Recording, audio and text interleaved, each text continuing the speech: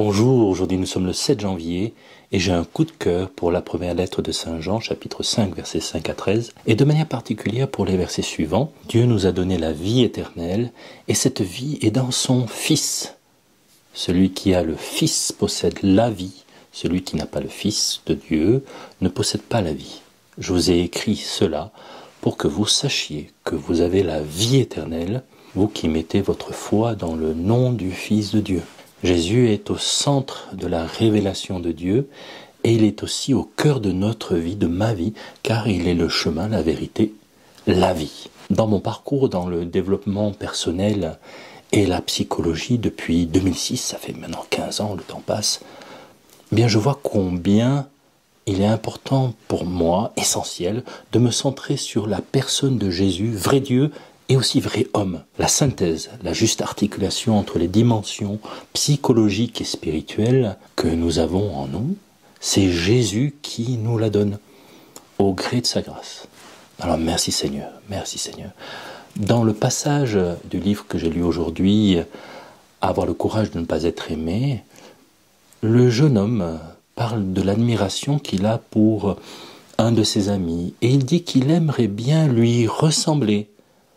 Le sage lui répond, « Tu veux devenir comme ton ami ? Cela veut dire donc que tu n'aimes pas la personne que tu es ?» Le jeune homme est un peu surpris, mais il confirme qu'en effet, il ne s'aime pas beaucoup. Et il demande tout de suite au sage, un peu par provocation, si lui, il s'aime. Le sage répond qu'à tout le moins, il ne désire pas être quelqu'un d'autre et qu'il s'accepte comme il est. Et il continue en disant que ne pas s'aimer est un sentiment très partagé. Il cite Adler en disant que l'important est de se concentrer sur ce que nous sommes et avons reçu comme don, pas de se comparer. Pour ma part, je crois fermement que nous pouvons grandir dans l'estime de nous-mêmes. Cela se fait en s'exerçant et en découvrant que Dieu est en nous.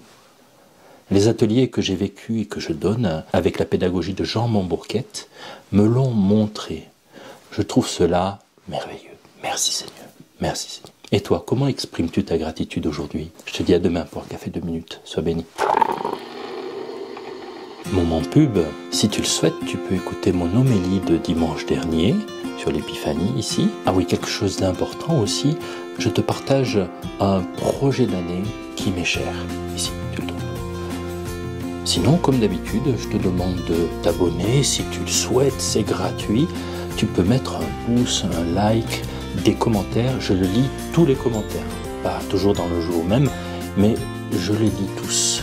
Et même si vous envoyez un mail, je me fais un plaisir d'y répondre. Pas tout de suite, mais voilà. C'est important pour moi et ça fait du bien à ma mission par Internet. Vous pouvez aussi recevoir cette vidéo chaque jour dans votre boîte mail si vous le désirez ou faire partie du groupe WhatsApp. Vous avez les liens sous la vidéo. Voilà, à demain pour un café 2 minutes. Soyez bénis. Le roi de mon cœur soit la montagne qui m'élève, la source qui m'abreuve.